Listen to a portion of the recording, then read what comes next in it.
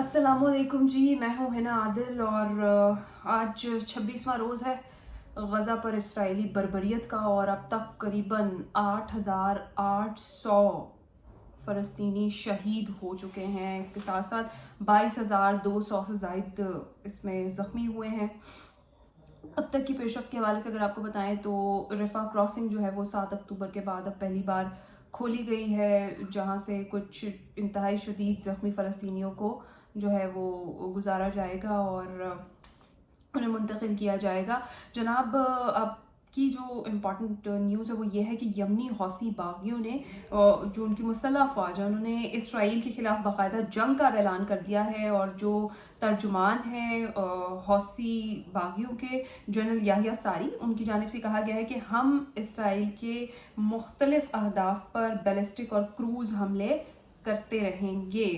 जो इसराइल का एक नाकाबिल तस्खीर होने का भरम था ना, वो तो हमास के पहले अटैक के बाद टूट गया था। और अगर अब की सूरत हाल हम देखें, बेशक फ़लस्तीनी कुर्बानियाँ दे रहे हैं, वहाँ पे सबसे बड़ी तादाद जो शुहदा की है वो बच्चों की है और ख़वातीन की है।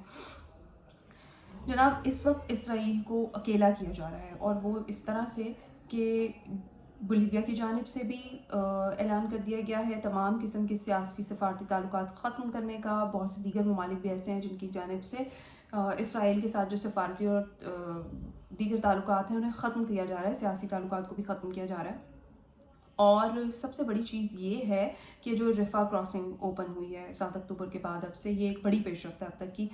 तो इस सारी सूरत हाल में अगर हम देखें तो जो इस सारे सिनेरियो का लॉन्ग रन में नुकसान है वो इसराइल को ही होने वाला है। और जिस तरीके से इसराइली प्रोडक्ट्स का बॉयकॉट शुरू कर दिया गया है, ये एक बहुत ही अच्छी चीज़ है, क्योंकि हम अपने तौर पे और कुछ नहीं कर सकते। हम सिर्फ़ और सिर्फ इतना ही कर सकते हैं कि जो इसराइली प्रोडक्ट्स हैं उनका बॉयकॉट करें।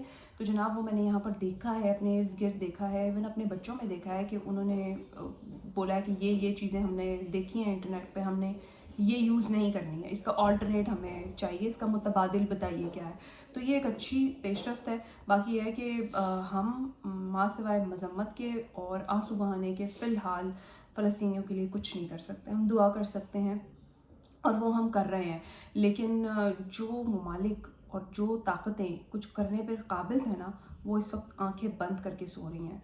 और मेरे ख्याल से वो तब जागेंगी जब उनकी बारी आएगी, जब किसी और अगले इस्लामी मुल्क की बारी आएगी जिस पर इसी तरीके से जो है ना अटैक किए जाएंगे। तो अभी तो यह है कि बड़े लेवल के जो एहतजाज हैं वो हो रहे हैं लंदन में, अमेरिका में, और ख़ुद इसराइल से आवाज़ें उठनी शुरू हो चुकी हैं। वहाँ पर एहतजाज किए जा रहे हैं कि हमारे नाम पर कम से कम ये जो जुल्म और ये बर्बरियत इसराइल कर रहा है फ़लस्तीनियों के ऊपर गज़ा में, वो हमारे नाम पर ना की जाए। तो जनाब, इस सारी सूरत हाल में ये जो इम्पॉर्टेंट चीज़ थी यमनी हौसी बागियों की, ये एक इम्पॉर्टेंट डेवलपमेंट है जिनकी जानिब से अब जंग का बाकायदा तौर पर ऐलान किया गया और अब इसराइल को पता चलेगा कि उसकी असली औकात है क्या।